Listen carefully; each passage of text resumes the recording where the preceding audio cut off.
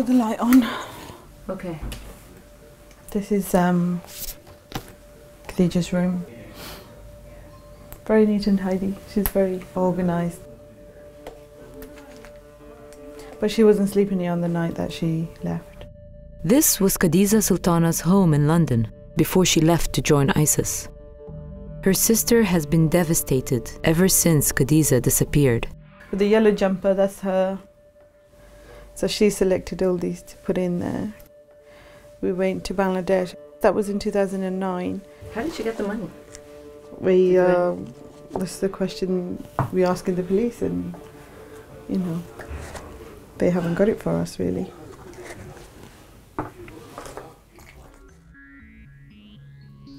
Khadija was 16 and a straight A student at this school.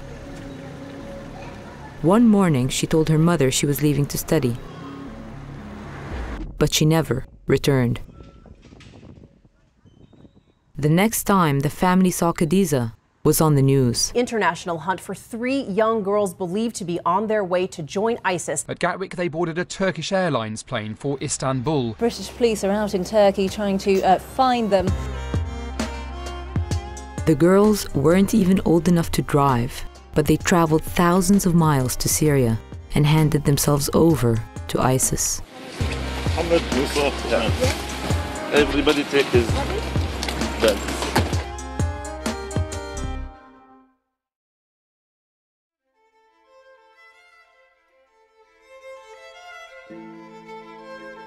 We came to the girls' neighborhood in East London to find out what drove them to ISIS.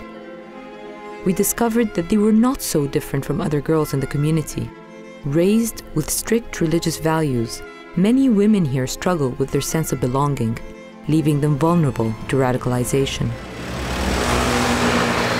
We started at the East London Mosque, the heart of the community and a place where the girls occasionally prayed. To get a sense of just how conservative this community is, consider this. Not only do women worship on a different floor from men, but their prayer room was intentionally built behind the men's downstairs. Whoever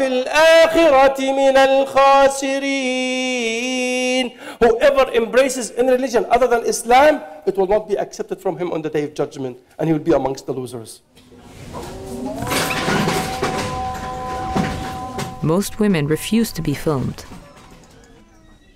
But after we spent several weeks here, Tajmina Rahman, a receptionist, opened up about her absolute devotion to religion. Tell you something funny. Tell me something funny. I used to actually play the drum kit when I was in school. But now, obviously, my views have changed towards music and what's allowed. So what's your stance on music now?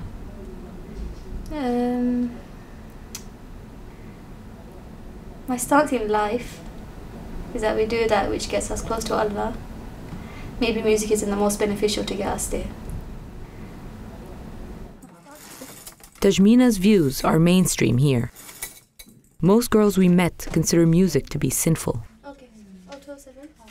These ideas are peddled by ultra-conservative preachers who speak openly here in London. When you wear your hijab, you feel that you are, first of all, more modest, covered up. You are not sex object. Through listening the music and listening the wrong things, listening to the wrong lecture, listening to the, all these will cause fitna, will cause we're committing sin. There is a curse upon the one who removes and trims their eyebrows. Will you obey him or disobey? What you will do? Obey or disobey? Tajmina obeyed. 3 years ago, sermons like these inspired her to cover her face, adopting a lifestyle closer in spirit to Saudi Arabia than London.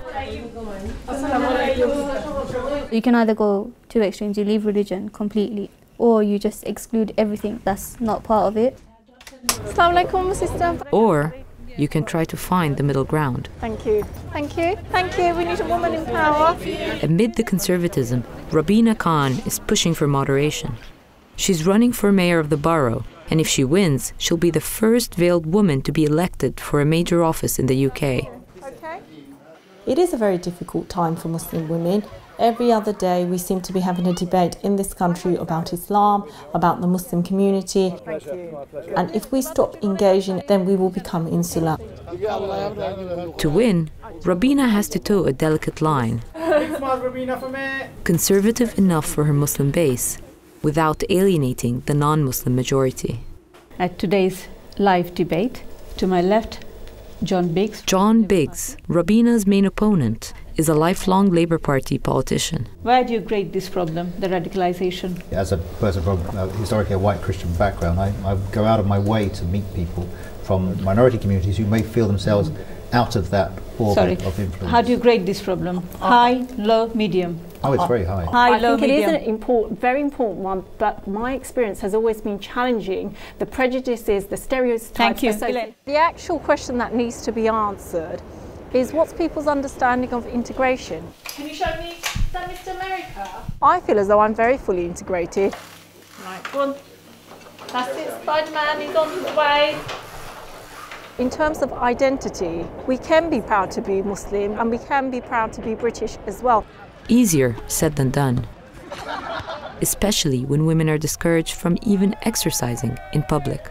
I want you all to start jogging on the spot so we can warm up our leg muscles. High knees, high knees. Every year, the mosque organizes a charity run. Drink a lot through the run. If you need to rest, take a rest, inshallah.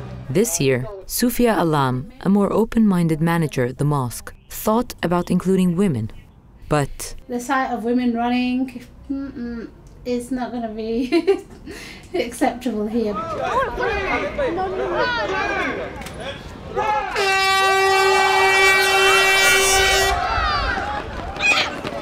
But most women here seem to be perfectly comfortable on the sidelines. Most women in our community wouldn't want to. They'll have their own reservations about it, so it's not just men being against it.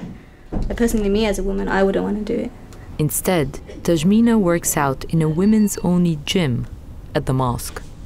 Of course, it's off-limits to cameras. I can often see when I walk into a room, I am probably the only Muslim woman, but I do stand my ground. I'm not afraid to do so. On election day, the results of the race came in around 3 in the morning.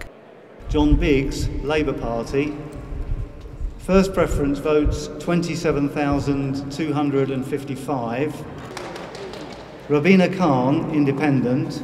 First preference votes 25,763. And I do hereby declare that John Biggs is duly elected.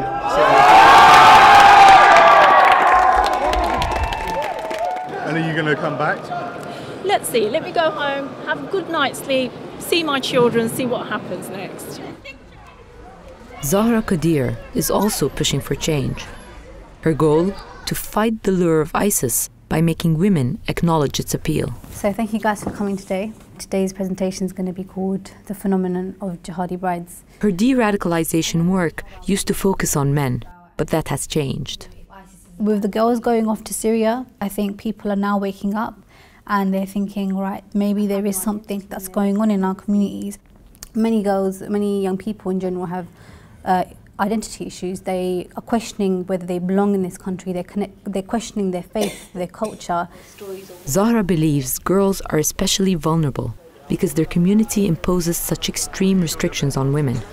Girls feel like they can't make mistakes. They have to do a lot more than boys. As we walked around in the neighborhood parks, the double standard became obvious. Alcohol, for example, is forbidden in Islam, but boys drink freely here. For women, it would be unforgivable. Boys can dress up however they want, but girls shouldn't dress a certain way. If a boy makes a mistake, it's not as seen as bad. But if a girl makes a mistake, that's it. Like, it's like the end of the world. The leader of ISIS, he's got his own game up there. Everyone is vulnerable. Every single person in this room, including myself, is vulnerable because at any point I can get recruited or you can get recruited. So if we go back to what happened with the girls in Bethnal Green, growing up you think, right, for me to be a better Muslim, I'll go and I'll help people and I can get married, and they feel like they have a sense of belonging there. The scarf It's Khadija's. She dropped it in the morning, she left. She must have been in a rush. Still has her smell? It does, yeah. It does.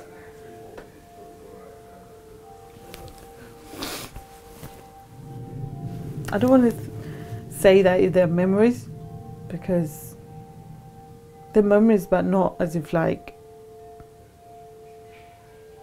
I hope and I feel she's going to come back and things are going to go back to normal. You know, so.